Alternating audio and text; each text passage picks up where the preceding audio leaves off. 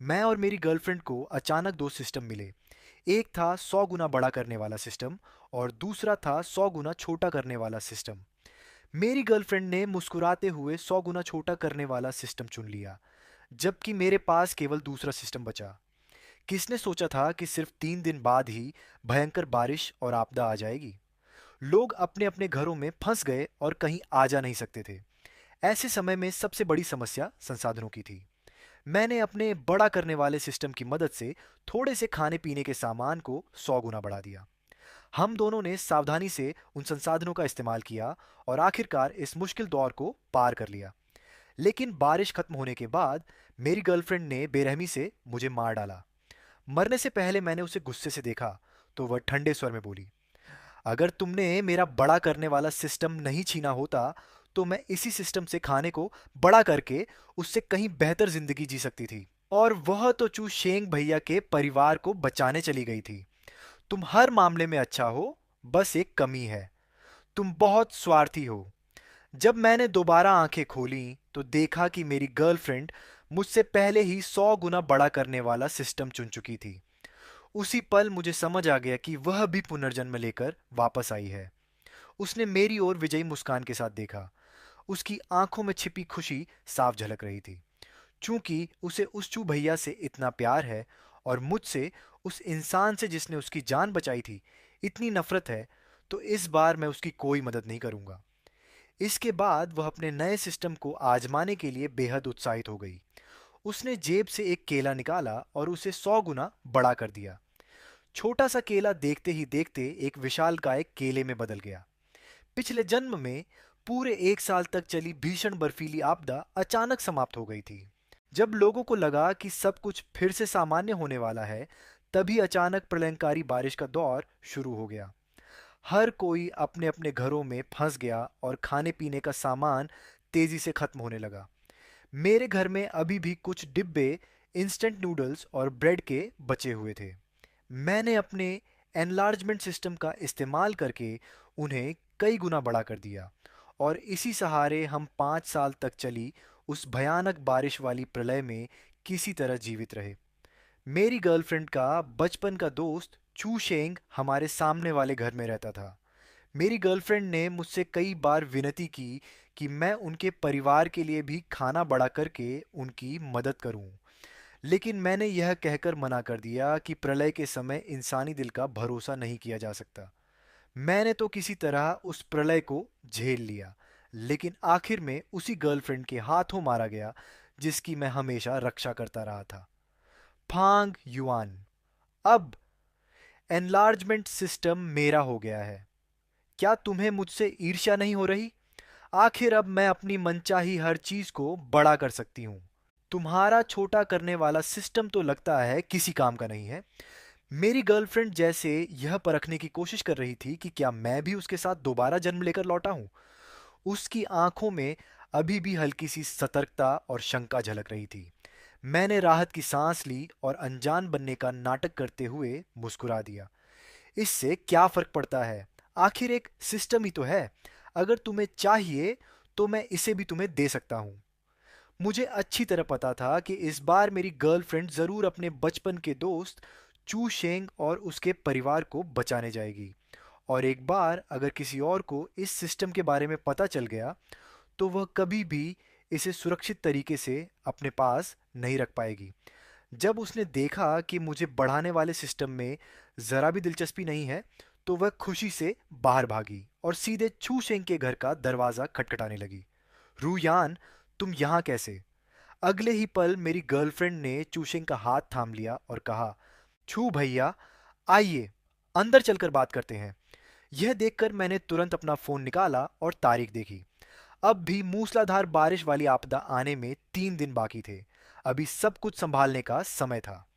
इसके बाद मैं तुरंत कार लेकर पास के सुपरमार्केट गया और खाने पीने से लेकर रोजमर्रा की जरूरत की लगभग सारी चीजें खरीद डाली। मैंने इंस्टेंट नूडल्स, ब्रेड और लंबे समय तक चलने वाले दूसरे खाद्य पदार्थ खरीदे। साथ ही टॉयलेट पेपर, दैनिक उपयोग का सामान और अन्य ज़रूरी वस्तुएं भी ले लीं। इसके अलावा मैंने चावल, आटा और तरह तरह की सब्जियों के बीज भी खरीदे ताकि मुझे हमेशा मांस खाने को मिल सके। मैंने कुछ चूजे भी खरीद लिए। फिर मैं फर्नीचर मार्केट गया और अपने लिए फर्नीचर का पूरा सेट चुन लिया। मैं अपने लिए एक बिल्कुल नया और आरामदायक घर तैयार करने वाला था। मेरा घर ऊंची मंजिल पर था। पिछले जन्म में भी, चाहे बारिश कितने ही समय तक क्यों न चली हो, उसने मेरे घर को कभी खतरे में नहीं डाला था।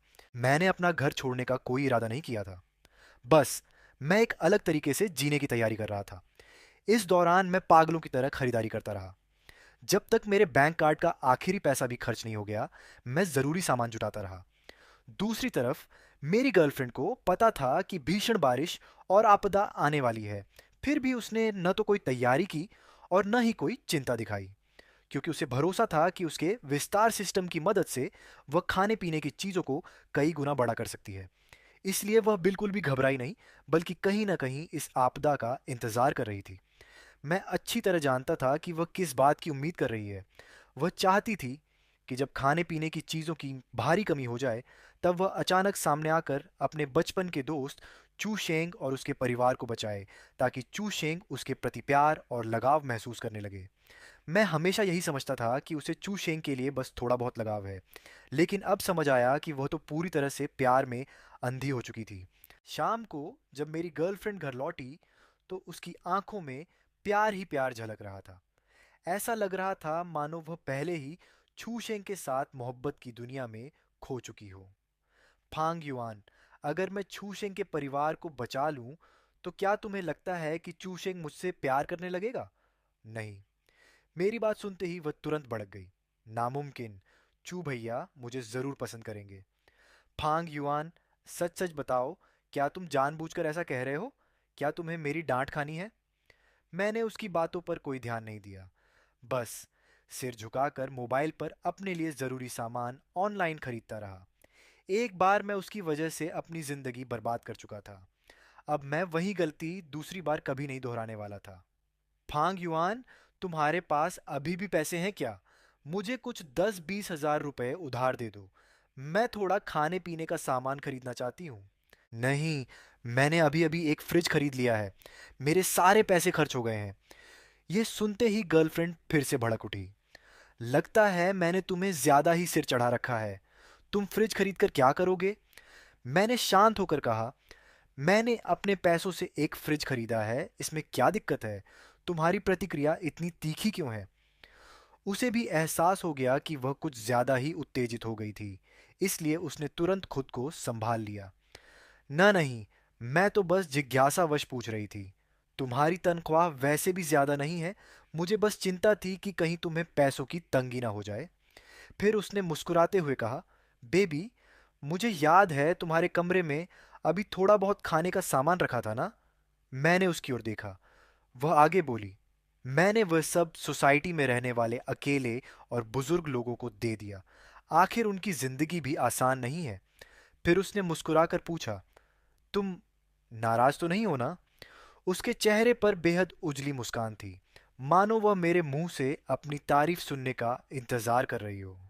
मुझे यकीन नहीं हो रहा था कि दोबारा जीवन मिलने के बाद भी मेरी गर्लफ्रेंड बिल्कुल नहीं बदली थी।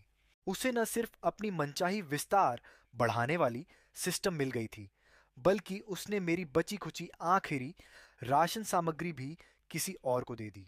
ये साफ था कि वह मुझे पूरी तरह बर्बाद करना चाहती थी। अपनी गर्लफ्रेंड के चेहरे पर खिली मुस्कान देखकर मेरे मन में उसके लिए और भी ज्यादा नफरत भर गई। मैं हमेशा यही समझता था कि मैंने उसके साथ बहुत अच्छा व्यवहार किया है। वह कॉलेज में दाखिला नहीं ले पाई थी, जबकि मैं अपनी मेहनत से शहर में घर खरीद चुका था। इसलिए मैं उसे अपने साथ रहने के लिए शहर ले आया। लेकिन मुझे क्या पता था कि मेरे घर के ठीक सामने रहने वाला व्यक्ति उसकी बचपन का दोस्त चू शेंग था। बचपन में दोनों अक्सर साथ खेलते थे। बाद में चू शेंग के परिवार को मकान अधिग्रहण के बदले बड़ी रकम मिली और वे गांव छोड़कर शहर में आकर बस गए। लेकिन जैसे ही मेरी गर्लफ्रेंड ने हैंडसम और आकर्षक चू शेंग को देखा, उसे देखते ही उसके मन में प्यार जाग उठा और वह उसके पीछे पागलों की तरह पड़ गई।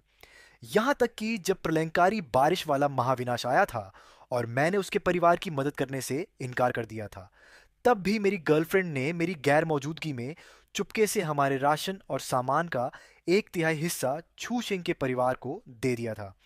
इस पर मैं कुछ नहीं कर सका। मैंने बस घर का दरवाज़ा कसकर बंद कर लिया। तभी मुझे समझ आया कि उसकी नज़रों में मेरी कोई कीमत नहीं थी। मैं तो उस आदमी से भी कम अहमियत रखता था जिसने उसके लिए कभी कोई एहसान तक नहीं किया था। तभी वह मुस्कुराते हुए आई और मेरा हाथ पकड़कर बोली, ही बेबी, तुम सबसे अच्छे हो। मुझे पता था कि तुम इतनी सी बात पर मुझसे नाराज नहीं होगे। अगले ही पल मैंने उसका हाथ अपने हाथ से हटा दिया और शांत स्वर में कहा, मैं थोड़ा थक गया हूँ, पहले जाकर सोता हूँ, तुम भी जल्दी सो जाना। ये कहकर मैं मुड़ा और सीधे अपने कमरे में जाकर खुद को बंद कर लिया। मैंने अपने लिए एक सुरक्षित ठिकाना ढूंढने की योजना बनानी शुरू कर दी। मैंने पवन ऊर्जा से बिजली बनाने वाले उपकरण भी खरीद लिए, ताकि वक्य भयंकर तूफान और लगातार बारिश के दौरान भी मेरे पास बिजली की कोई कमी ना हो। जरूरत की लगभग हर चीज मैं पहले ही तैयार कर चुका था। अब मुझे बस शांतिपूर्वक बाकी समय का इंतजार करना था। उधर मेरी गर्लफ्रेंड को अपने विस्तार सिस्टम पर पूरा भरोसा था, इसीलिए उसे जरा भी चिंता नहीं थी। उसने अपने जेब खर्च से कुछ 100 युआन का खाना खरीदकर चुपके से अपने कमरे में बंद कर रखा था, मानो उसे डर हो कि मैं उसका सामान चुरा लूंगा। मैंने उस घर को ही छोड़ देने का फैसला कर लिया, जिसे मैंने अपने पैसों से खरीदा था। अगर मैं वहीं छिपा रहता तो चाहे मैं कितना भी छोटा क्यों ना हो जाता, उनके द्वारा खोजे जाने का खतरा बना रहता। इसलिए मेरी नज़र एक दूसरी जगह पर गई। वह थी मेरे बेडरूम के अंदर मौजूद एक गुप्त कमरा। ये एक छोटा सा कमरा था जिसे मैंने घर की मरम्मत और सजावट के समय खास तौर पर बनवाया था। मैंने इसके बारे में अपनी गर्लफ्रेंड को कभी नहीं बताया। ये कमरा बहुत बड़ा नहीं था, बस एक छोटे बाथरूम जितनी चौड़ाई का था। लेकिन मेरे जैसे सिकुड़ चुके इंसान के लिए यह एक सुरक्षित शरण स्थली से कम नहीं था। इस कमरे का दरवाज़ा केवल मेरे मोबाइल डिवाइस से नियंत्रित किया जा सकता था, इसलिए मुझे बिल्कुल भी चिंता नहीं थी कि मेरी गर्लफ्रेंड इसे खोज लेगी, और अगर उसे इसके बारे में पता भी चल जाता तब भी वह इसे खोल नहीं सकती थी। इसके अलावा मैं खास तौर पर गाड़ी चलाकर शहर से दसियों किलोमीटर दूर एक सुनसान इलाके में गया। वहाँ मैंने अपने सिकुड़न सिस्टम का इस्तेमाल करके बड़ी मात्रा में ज़मीन को छोटा कर लिया। इस तरह जब समय आएगा तो मैं उस ज़मीन और अपने पास रखे बीजों का उपयोग करके सब्जियां उगा सकूंगा और पूरी तरह आत्मनिर्भर बन सकूंगा। इतना ही नहीं, मैंने कई बड़े बड़े पेड़ों को भी छोटा करके अपने पास सुरक्षित रख लिया। सारा सामान भी साथ ले गया। देखते ही देखते मेरे द्वारा मंगवाया गया सारा खाना और फर्नीचर पहुंच गया। इस समय मूसलाधार बारिश वाली आपदा आने में सिर्फ एक दिन बचा था। मैंने डिलीवरी का पता अपने पुराने गांव वाले घर का दिया था। वह गांव अब लगभग वीरान हो चुका था। वहां बहुत कम लोग रहते थे। घर के अंदर फर्नीचर, इलेक्ट्रॉनिक सामान, खाने पीने की चीजें और तरह तरह का सामान भरा पड़ा था। चारों ओर कोई न होने का फायदा उठाकर मैंने अपने सिकुड़ने वाले सिस्टम का इस्तेमाल किया और उन सभी चीजों को छोटा कर दिया।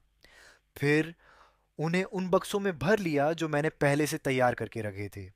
आखिर में मैंने थोड़ी देर सोचा और फिर अपनी उस छोटी सी एक मंजिला कोठरी को भी सिकोड़ कर साथ ले जाने का फैसला कर लिया।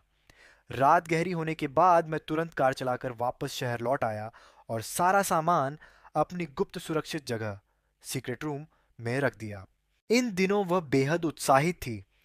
उसे लगता था कि उसने हर तरह की तैयारी पूरी कर ली है, इसलिए उसे मेरी गतिविधियों पर जरा भी ध्यान नहीं था। मेरे गुप्त कमरे में पहले से ही एयर फिल्ट्रेशन सिस्टम लगाया हुआ था। चाहे मैं वहां कई साल तक रहूं, मुझे ऑक्सीजन खत्म होने की चिंता नहीं थी।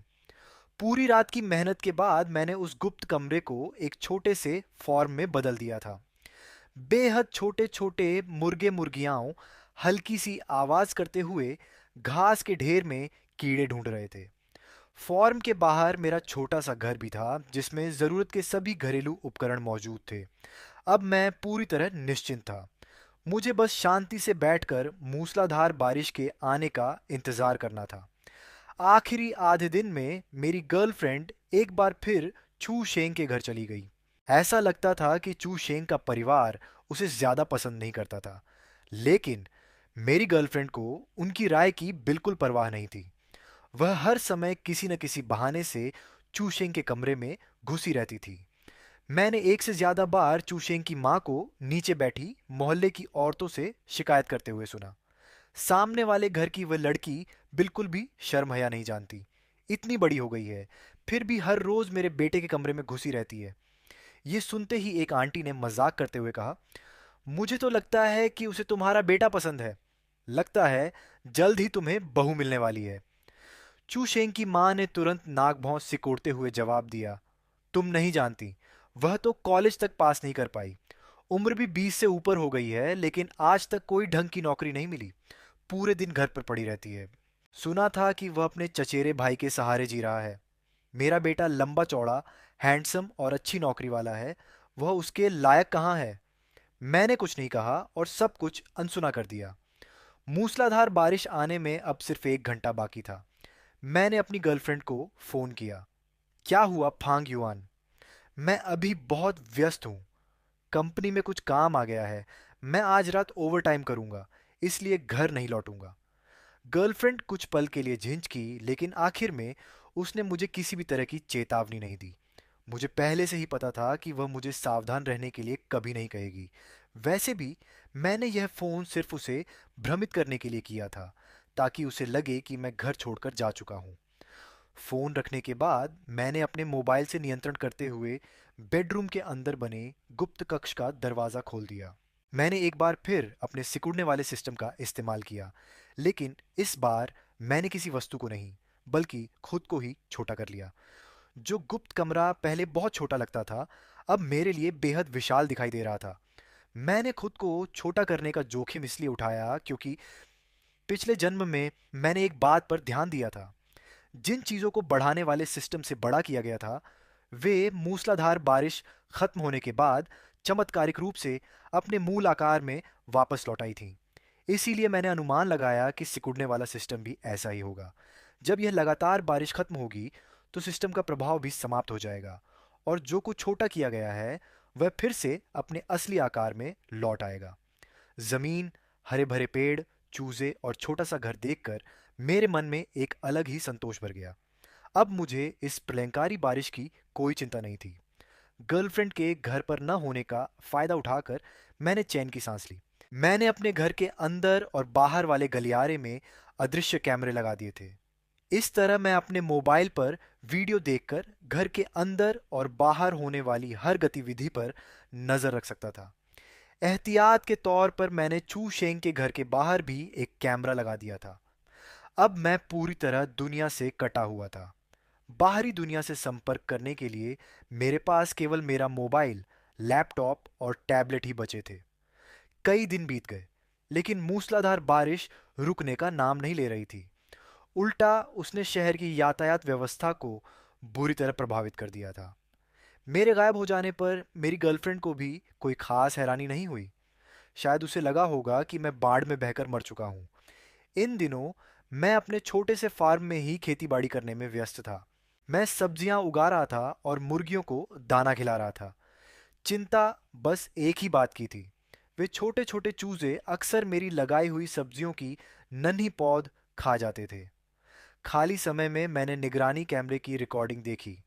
तभी पता चला कि मेरी गर्लफ्रेंड चू शेंग को मेरे घर ले आई थी। दोनों लिविंग रूम में बैठे थे। मेरी गर्लफ्रेंड के चेहरे पर जीत भरी मुस्कान थी। चू शेंग भैया, तुम्हारे घर में अभी खाना बचा है? ज्यादा नहीं। काश मैंने पहले थोड़ा और राशन जमा कर लिया होता। अब तो पहली मंजिल तक पानी भर गया है, मैं घर से बाहर भी नहीं निकल सकता। रुयान, तुम्हारे घर में अभी खाना है? क्या थोड़ा हमें दे सकती हो? मेरे घर में माँ पापा और छोटी बहन भी हैं। जो थोड़ा बहुत राशन बचा है वह हम सब के लिए बिल्कुल पर्याप्त नहीं है। यह सुनते ही मेरी गर्लफ्रेंड और भी करीब जाकर छू शेंग से सटकर बैठ गई। वह उसके कान के पास झुककर धीरे धीरे कुछ फुसफुसाने लगी। अगले ही पल छू शेंग अचानक खड़ा हो गया। उसके चेहरे पर अविश्वास साफ झलक रहा था। ये कैसे हो सकता है? ऐसी भी कोई चीज होती है? बिल्कुल होती है। यकीन नहीं है तो खुद देख लो। इतना कहते ही मेरी गर्लफ्रेंड ने अपना विस्तार प्रणाली एनलार्जमेंट सिस्टम इस्तेमाल किया और मेज पर रखे एक सेब को बड़ा कर दिया। सेब देखते ही देखते कई गुना बड़ा हो गया और अपने भारी वजन से मेज पर जोर से टिक गया। चूशेंग के चेहरे का भाव अविश्वास से बदलकर खुशी और उत्साह में बदल गया। उसने तुरंत मेरी गर्लफ्रेंड के कंधे पकड़ लिए। रूयान, शुक्र है तुम हो। फिर तो तुम्हें हमारे घर का सारा खाना बड़ा करके देना होगा। ठीक है छूशेंग भैया। फिर वह हल्का सा मुस्कुराई। लेकिन मेरी एक छोटी सी शर्त है। कहो, क्या शर्त है? मैं तुम्हें पसंद करती हूँ, ये बात तो तुम जानते ही हो, है ना? छू शेंग भैया, जब मैं तुम्हारे पूरे परिवार को बचा सकती हूँ, तो क्या तुम भी मुझे पसंद नहीं कर सकते? मेरी गर्लफ्रेंड शर्माते हुए अपने चेहरे को दोनों हाथों से ढक लिया। उसे जरा भी एहसास नहीं हुआ कि चू शेंग के चेहरे पर भाव कितने जटिल थे। उसकी आंखों में न सिर्फ उलझन, बल्कि हल्की सी घृणा भी झलक रही थी। लेकिन अगले ही पल चू शेंग ने अपने चेहरे पर प्यार जताने वाला भाव ओढ़ लिया। उसने मेरी गर्लफ्रेंड का हाथ थाम लिया और नरम आवाज में कहा, "ये कैसी बेवकूफ़ी भरी बात कर रही हो? क्या हम दोनों पहले से ही साथ नहीं हैं? तुम जानती हो, बचपन से ही हम एक दूसरे के सबसे करीबी रहे हैं। अब तो मैं भी तुम्हें पसंद करता हूँ। जब यह मूसलाधार बारिश और आपदा खत्म हो जाएगी, तब मैं तुमसे शादी करूंगा।" ये सुनकर मेरी गर्लफ्रेंड खुशी से झूम उठी और उसने चू शेंग के गले में बाहें डाल दी। सचमुच, मुझे पता था कि चू शेंग भैया भी मुझे पसंद करते हैं। फिर अचानक उसे एक बात याद आई। लेकिन फांग युआन का क्या होगा? उसने कहा। वह तो ओवरटाइम करने गई थी। अब इतनी देर से लगातार बारिश हो रही है, लगता है वह कब की मर चुकी होगी। छू शेंग के चेहरे पर एक पल के लिए शर्मिंदगी झलकी, लेकिन फिर उसने गर्लफ्रेंड को बहलाना शुरू कर दिया और उससे उसके कमरे में रखा सारा राशन और सामान भी निकलवा लिया। मैं मॉनिटर की स्क्रीन देख रहा था और मेरे मन में अजीब सी भावनाएं उमड़ रही थीं। मैंने आखिर इतनी बेवकूफ़ गर्लफ्रेंड कैसे बना ली? बेवकूफ़ होना तो एक बात है, लेकिन वह इतनी स्वार्थी और बुरी भी निकली। हालांकि अब इससे मेरा क्या लेना देना? वैसे भी मैं यहाँ छिपा हुआ हूँ, किसी को मेरे बारे में पता चलने वाला नहीं है। मुझे बस आराम से अपनी छोटी सी दुनिया में जीना है और अपने दिन अच्छे से बिताने हैं।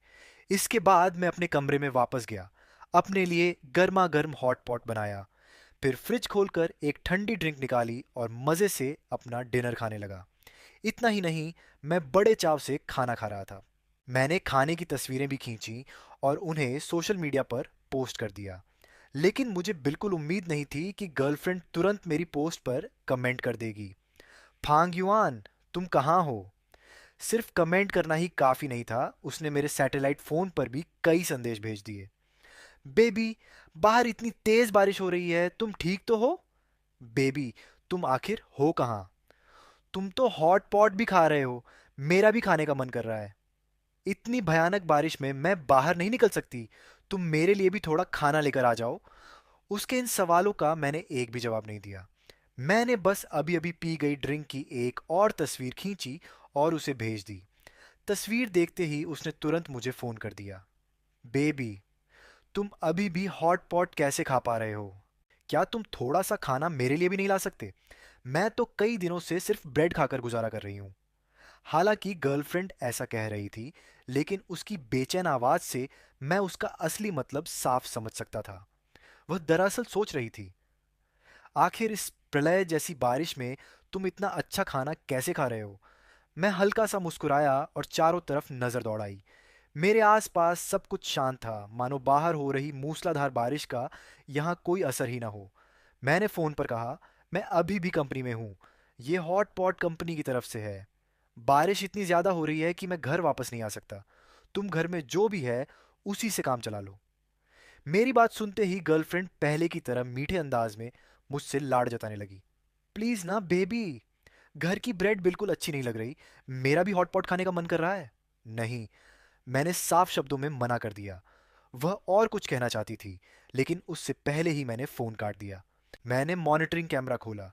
जैसा उम्मीद थी, मैंने देखा कि मेरी गर्लफ्रेंड फ़ोन पर किसी बात को लेकर गुस्से में बुरी तरह भड़ास निकाल रही थी।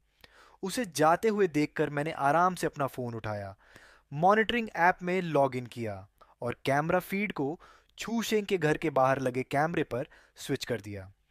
रूयान, तुम तो कमाल हो। अब हमारे घर में खाने पीने की कोई कमी नहीं रहेगी। अरे वाह! सच में हीरा मिल गया हमें। ये चूशेंग की माँ की आवाज़ थी। लगता था कि उनके परिवार को पहले ही पता चल चुका था कि मेरी गर्लफ्रेंड के पास चीज़ों को बड़ा करने वाला सिस्टम है। आंटी, आप मेरी इतनी तारीफ मत कीजिए। इस सिस्टम से आपके परिवार की मदद कर पाना भी मेरी इच्छा है। आखिर भविष्य में हम सब एक ही परिवार बनने वाले हैं। ये कहते ही माहौल अचानक कुछ पल के लिए शांत हो गया। छू शेंग के माता पिता फिर तुरंत उसे खुश करने लगे। अरे बिल्कुल, अगर रुयान न होती तो, वरना हमें इतना सारा खाना कैसे मिलता। छू शेंग का तुम्हारे साथ होना तो उसकी किस्मत है। मैं तो पहले से कहता था, तुम लड़की बहुत प्यारी और मनमोह लेने वाली हो। उनकी बातों से मेरी गर्लफ्रेंड इतनी खुश हो गई कि उसे कुछ और सूझ ही नहीं रहा था। मैंने ठंडी हंसी हंसी और मॉनिटरिंग बंद कर दी। चू शेंग का पूरा परिवार कैसा है, ये मैं अच्छी तरह जानता था। कई साल पहले जब उनके परिवार को जमीन अधिग्रहण के मुआवजे में बड़ी रकम मिली थी, तब से ही उनका रवैया बदल गया था। गांव में वे खुद को सबसे ऊंचा समझने लगे थे और दूसरों को तुच्छ नजरों से देखने लगे थे। पहले के लगभग सारे रिश्तेदार और दोस्त भी उनसे दूर हो गए थे, क्योंकि उन्होंने खुद ही सबको अपमानित करके भगा दिया था। उन्हें हमेशा लगता था कि जो भी उनके करीब आता है वह सिर्फ उस मुआवजे के पैसे के लालच में आता है। गांव के बहुत से लोग कहा करते थे कि उन्हें अपनी दौलत का बहुत घमंड हो गया है। यहाँ तक कि अगर गांव का प्रधान भी उसके घर के सामने से गुजरते हुए एक घूंट पानी मांग ले, तो वह उसे भी नहीं देती थी। ऐसी इंसान भला मेरी गर्लफ्रेंड के साथ सच्चे दिल से कैसे पेश आ सकती थी? और वह छू शेंग भी। बचपन से ही मुझे उसके अंदर एक घमंडी स्वभाव दिखाई देता था। वह सामने और पीठ पीछे कई बार मेरी गर्लफ्रेंड की बुराई कर चुका था।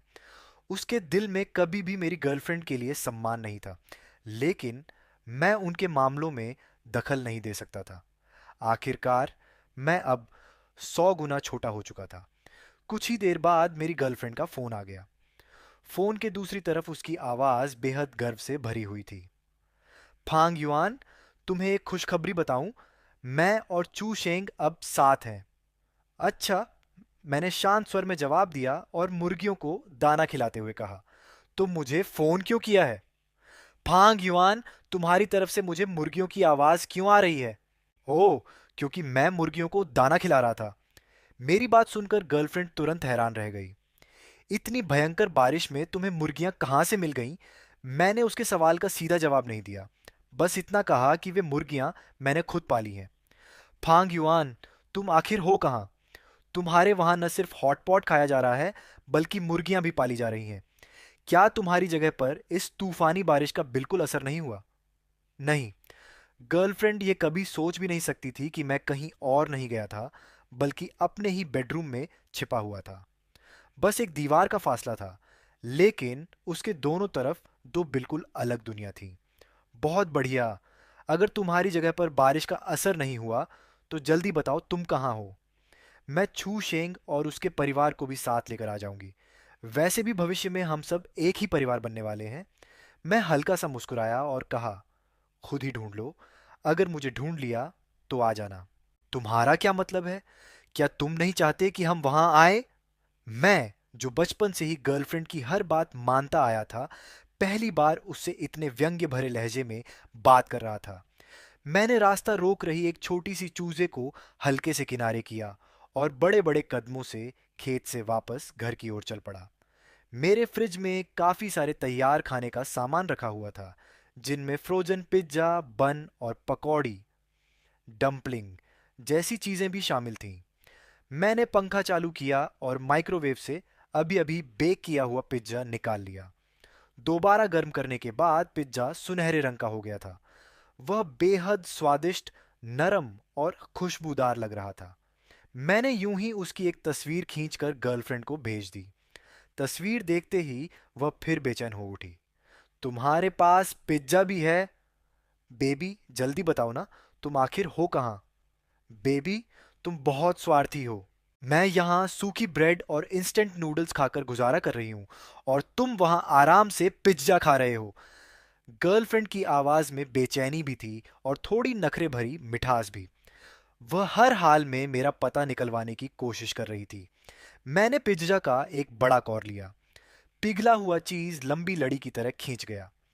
2 कौर चबाने के बाद मैंने कहा, वाह वाह वाह, ये पिज्जा तो कमाल का स्वादिष्ट है। ऊपर का चीज देखो, कितना बढ़िया खींच रहा है। फांग युआन, चाहे तुम्हारी जगह कितनी भी अच्छी क्यों ना हो, तुम्हारे पास जो खाना है वह आखिर सीमित ही है।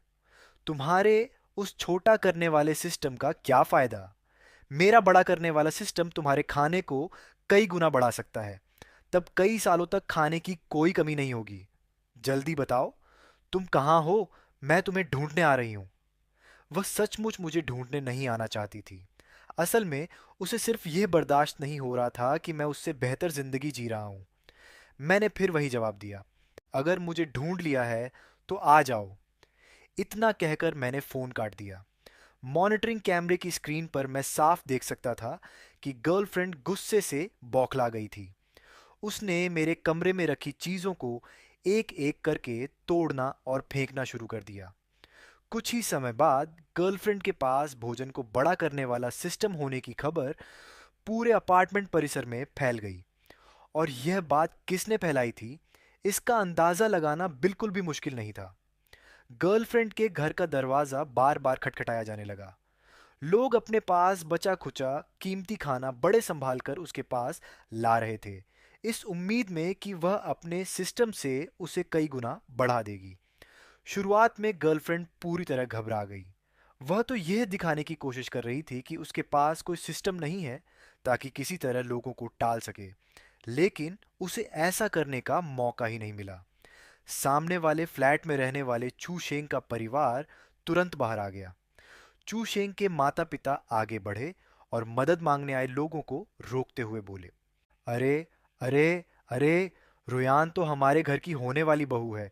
अगर तुम लोग उसके सिस्टम का इस्तेमाल करना चाहते हो तो पहले हमारी अनुमति लेनी होगी। और सिस्टम चलाने में रुयान की बहुत ऊर्जा खर्च होती है। मुफ्त में काम नहीं होगा, पैसे देने पड़ेंगे। शुरुआत में चू शेंग इस बात से थोड़ा नाराज था कि उसके माता पिता ने लोगों को बता दिया था कि रुयान के पास सिस्टम है। लेकिन जैसे ही उसने यह बात सुनी, उसके चेहरे पर तुरंत मुस्कान आ गई। बिल्कुल सही, रुयान मेरी गर्लफ्रेंड है। अगर तुम लोग उससे काम करवाना चाहते हो तो मेहनताना तो देना ही पड़ेगा। ये कहते हुए चूशेंग ने खुलेआम गर्लफ्रेंड की कमर में हाथ डालकर उसे अपनी बाहों में खींच लिया। गर्लफ्रेंड भी शर्म से मुस्कुराते हुए उसके सीने से लग गई।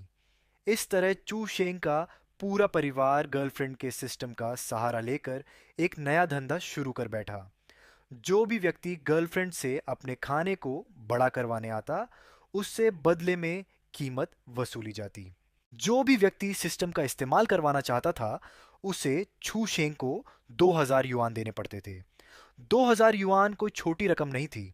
लेकिन इस प्रलयंकारी बारिश के दौर में, जब हर किसी के पास खाने पीने का सामान कम पड़ रहा था और पैसे देकर भी भोजन नहीं खरीदा जा सकता था, तब लोगों को यह सौदा बुरा नहीं लगता था। ऊपरी तौर पर यह एक ऐसा लेन देन था जिसमें दोनों पक्षों को फायदा दिखाई देता था। लेकिन निगरानी कैमरों के जरिए मुझे पता चला कि गर्लफ्रेंड के पास सिस्टम इस्तेमाल करवाने आने वाले लोगों की संख्या लगातार बढ़ती जा रही थी। इतना ही नहीं, वे पहले से कहीं ज्यादा बार उसके दरवाजे पर पहुंचने लगे थे। इसका मतलब था कि वे सब ये मान बैठे थे कि जब तक गर्लफ्रेंड के पास मिशन भोजन को बड़ा करने वाला सिस्टम है, तब तक वे कभी भूखे नहीं मरेंगे। लेकिन उन्होंने एक बेहद महत्वपूर्ण बात को नजरअंदाज कर दिया था। सिस्टम खाने को बड़ा तो कर सकता था, लेकिन उसकी पहली शर्त यह थी कि आपके पास खाने की कोई चीज मौजूद हो। और एक ही वस्तु पर सिस्टम सिर्फ एक बार इस्तेमाल किया जा सकता था। ऐसा नहीं था कि किसी रोटी का आधा हिस्सा खाकर बाकी आधे पर फिर से सिस्टम चलाकर उसे दोबारा बड़ा कर लिया जाए। समय बीतता गया। पूरे 3 साल गुजर गए और इस पूरे समय में अपार्टमेंट परिसर के लोग गर्लफ्रेंड के इसी बड़ा करने वाले सिस्टम के सहारे अपनी जिंदगी चलाते रहे। हैरानी की बात यह थी कि इतने लंबे समय तक पूरे अपार्टमेंट परिसर में एक भी व्यक्ति भूख से नहीं मरा। इसी वजह से सभी लोग धीरे धीरे निश्चिंत हो गए। उन्होंने सावधानी बरतना छोड़ दिया और बिना किसी संयम के खाने पीने और मौज मस्ती में जुट गए। लेकिन तीसरे साल के आखिर तक पहुंचते पहुंचते संकट आखिरकार सामने आ ही गया। लगभग हर घर का राशन खत्म होने की कगार पर था। जो थोड़ा बहुत खाना बचा भी था, वह गर्लफ्रेंड के सिस्टम से बड़ा करने के बाद भी पर्याप्त नहीं पड़ रहा था। संसाधन बेहद सीमित हो चुके थे। अब बड़ा करने वाला सिस्टम पहले जैसा लाभ नहीं दे रहा था। नतीजा यह हुआ कि पूरे अपार्टमेंट परिसर का माहौल दिन ब दिन अराजक होता गया। हर तरफ खाने और दूसरे संसाधनों को लेकर झगड़े, मारपीट और विवाद होने लगे।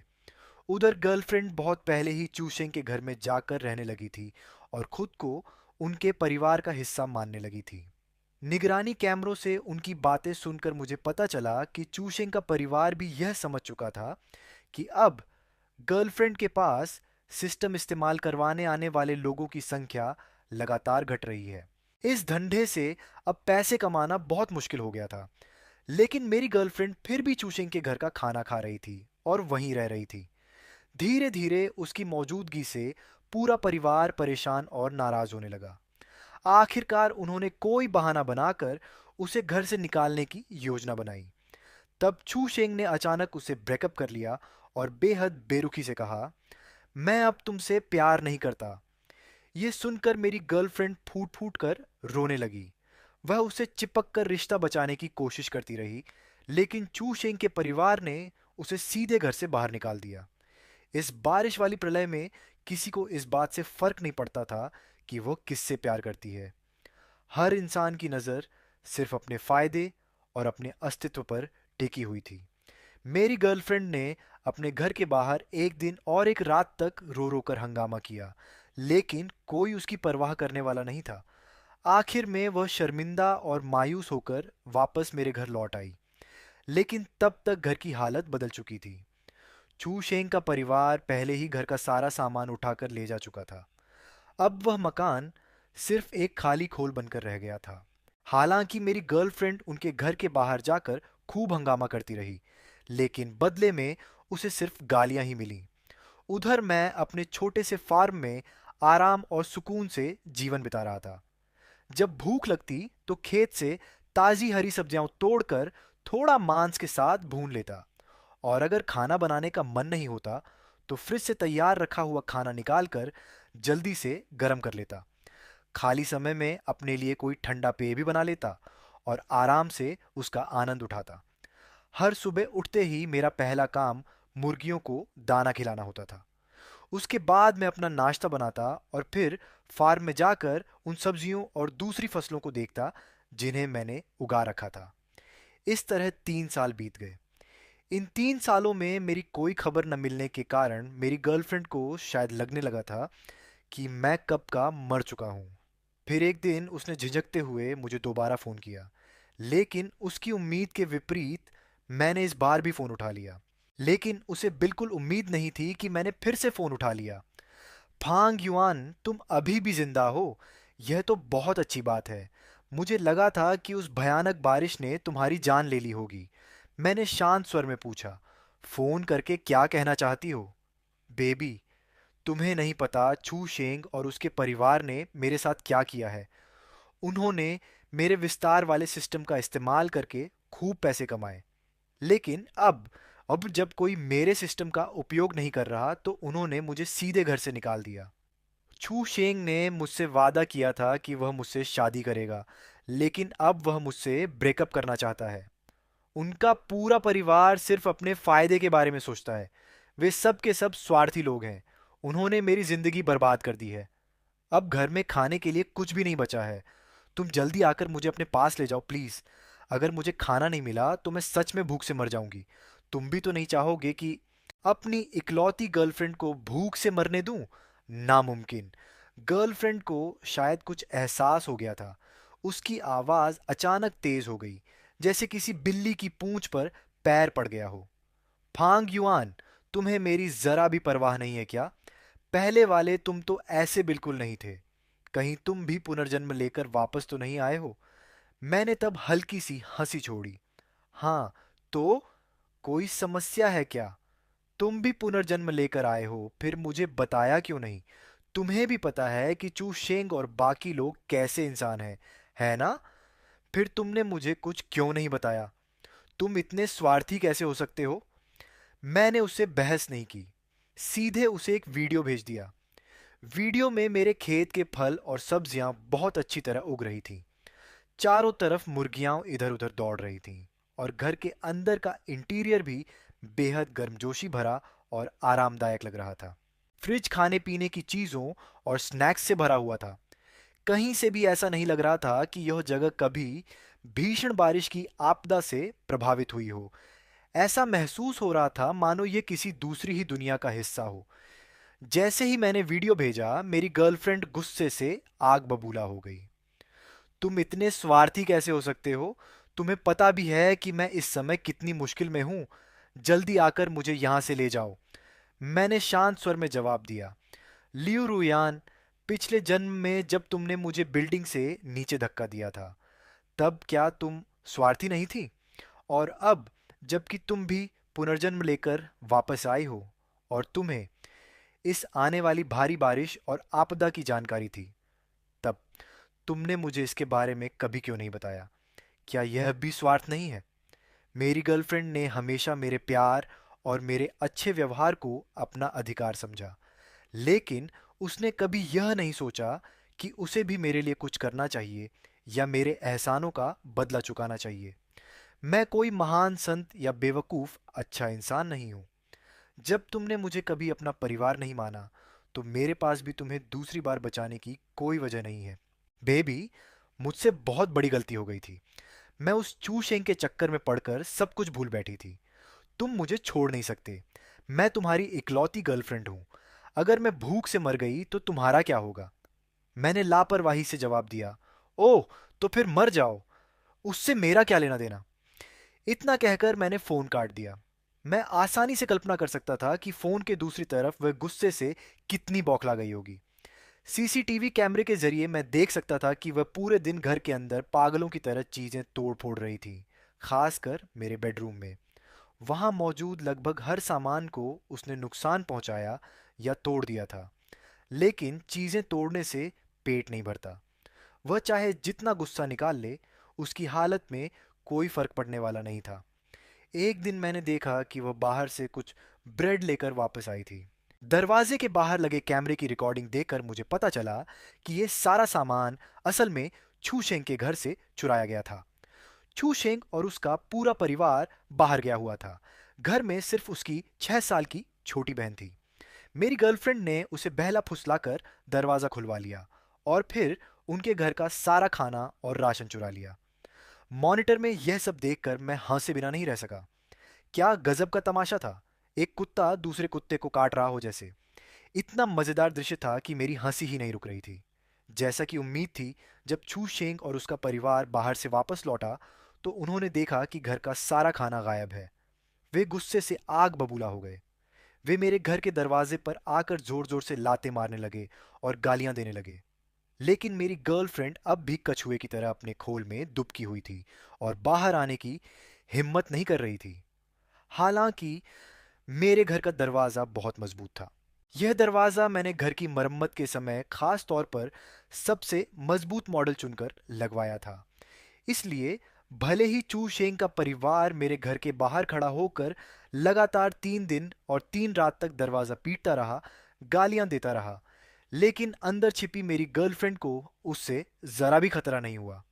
तभी अचानक चू शेंग ने फिर बेशर्मी से अपनी बात शुरू की। रूयान, अब नाराज होना छोड़ दो। तुम हमारा खाना वापस कर दो, फिर हम दोबारा साथ हो जाएंगे, ठीक है? पहले मैंने जो कुछ कहा था वह सब गुस्से में कहा था। सच तो यह है कि मैं आज भी तुमसे प्यार करता हूं। हमने तो शादी करने का वादा भी किया था, क्या तुम्हें याद नहीं है? एक दरवाजे की दूरी से चू शेंग अंदर छिपी मेरी गर्लफ्रेंड से तरह तरह की मीठी बातें कर रहा था।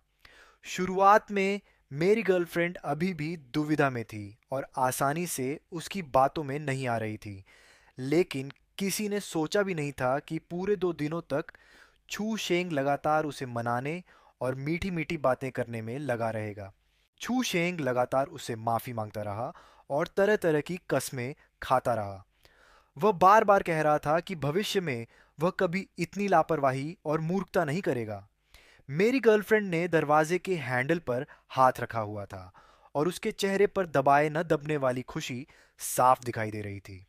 उसे देखकर मुझे तुरंत समझ आ गया कि अब फिर से उसके सिर पर मुसीबत आने वाली है। आगे जो हुआ उसे देखकर तो मेरी आंखें तक खुली की खुली रह गईं। जैसे ही मेरी गर्लफ्रेंड ने दरवाज़ा खोला, बाहर छिपकर खड़े चू शेंग ने उसे एक जोरदार कोहनी मारी। वह सीधे जमीन पर गिर पड़ी।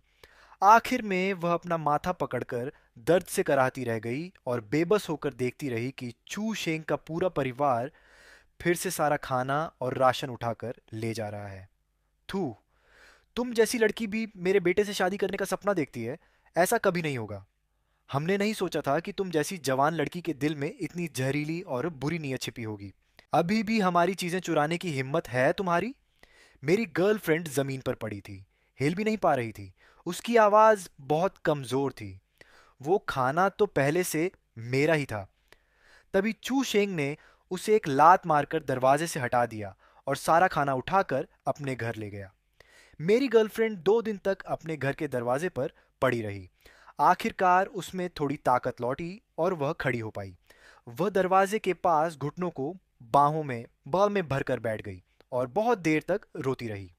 अब उसके पास चाहे चीज़ों को बड़ा करने वाला सिस्टम, पावर अप सिस्टम था, फिर भी उसका कोई फ़ायदा नहीं था, क्योंकि उसके पास खाने के लिए कुछ भी नहीं बचा था। जब वह पूरी तरह निराश हो चुकी थी, तब उसने मुझे फिर से फ़ोन किया। जैसे ही मैंने कॉल उठाई, वह रोने लगी। काफ़ी देर रोने के बाद उसने कहा, बेबी, मुझे लोगों ने बहुत परेशान किया है। उन्होंने मुझे बुरी तरह मारा है। मेरे पूरे शरीर में बहुत दर्द हो रहा है। फांग युआन, क्या तुम आकर मुझे बचा सकते हो? मुझे सच में बहुत दर्द हो रहा है और मुझे बहुत भूख भी लगी है। अगर यह पहले की बात होती, तो मैं निश्चित रूप से उसकी हालत देखकर टूट जाता। मैं इतना परेशान हो जाता कि काश उसकी सारी तकलीफें खुद सह सकता। लेकिन अब उसकी सिसकियां और शिकायतें सुनकर भी मेरे दिल में कोई हलचल नहीं हुई। मैंने ठंडे स्वर में कहा, यह सब तुम्हारे अपने कर्मों का नतीजा है। इतना कहकर मैंने फोन काट दिया और मुड़कर खेत में मक्के की देखभाल करने चला गया। समय यूं ही दिन ब दिन बीतता गया। मेरी गर्लफ्रेंड अपने घर के दरवाजे पर पड़ी रहती थी और उसका शरीर दिन ब दिन और दुबला होता जा रहा था। इस दौरान कई लोग उसके पास आए।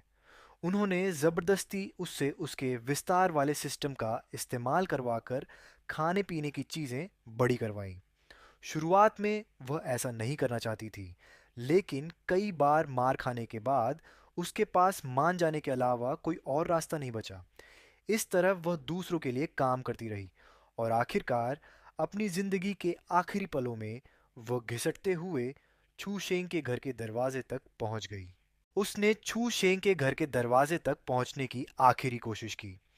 फिर उसका सिर एक तरफ लुढ़क गया और उसकी जिंदगी हमेशा के लिए समाप्त हो गई। जब चू शेंग ने दरवाजा खोला तो उसने बाहर मेरी गर्लफ्रेंड की लाश पड़ी हुई देखी।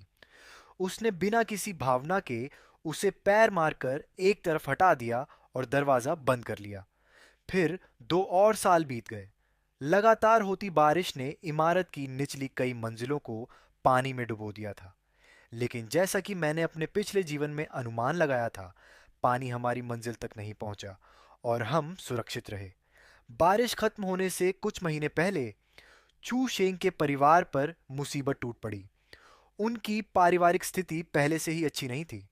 ऊपर से मेरी गर्लफ्रेंड के सिस्टम की मदद से उन्होंने जो अचानक भारी दौलत कमाई थी, उससे बहुत से लोग उनसे जलने लगे थे। अब जब बारिश समाप्त होने के आखिरी महीने चल रहे थे, लगभग हर घर का खाद्य भंडार खत्म होने की कगार पर था। इसी बीच पता नहीं किसने रिहायशी सोसाइटी के ग्रुप में एक संदेश भेज दिया।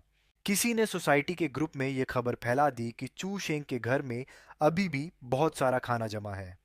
यह सुनते ही कई लोग हथियार उठाकर झुंड के झुंड में उनके घर के बाहर पहुंच गए। वे दरवाजा पीटते, गालियां देते और चिल्लाते हुए कहते, सारा राशन बाहर निकालो। लेकिन चू शेंग और उसका परिवार न केवल खाना देने से इनकार कर रहा था, बल्कि बाहर खड़े लोगों को उल्टा बुरा भला भी कह रहा था। उनके इस व्यवहार ने भीड़ को पूरी तरह भड़का दिया। फिर कई समूहों ने आपस में मिलकर योजना बनाई कि वे बारी बारी से उनके घर का दरवाज़ा तोड़ने की कोशिश करेंगे। इसके बाद दरवाज़ा पीटने की आवाज़ दिन रात लगातार गूंजती रही। आखिरकार 4 दिन बाद चू शेंग के घर का मुख्य दरवाज़ा पूरी तरह तोड़ दिया गया। घर के अंदर जमा सारा खाना और सामान लूट लिया गया। कुछ ही समय में उनका पूरा भंडार खाली हो गया। छू शेंग और उसके परिवार के लोग जमीन पर बैठकर फूट फूट कर रोने लगे। अब उनके पास खाने के लिए कुछ भी नहीं बचा था और बिना भोजन के वे आने वाले आखिरी कुछ महीनों तक किसी भी हालत में जीवित नहीं रह सकते थे। और मैं अपने छोटे से फार्म में आराम से खाता पीता रहा। हालात ऐसे थे कि इस दौरान मेरा वजन उल्टा लगभग 5 किलो बढ़ गया।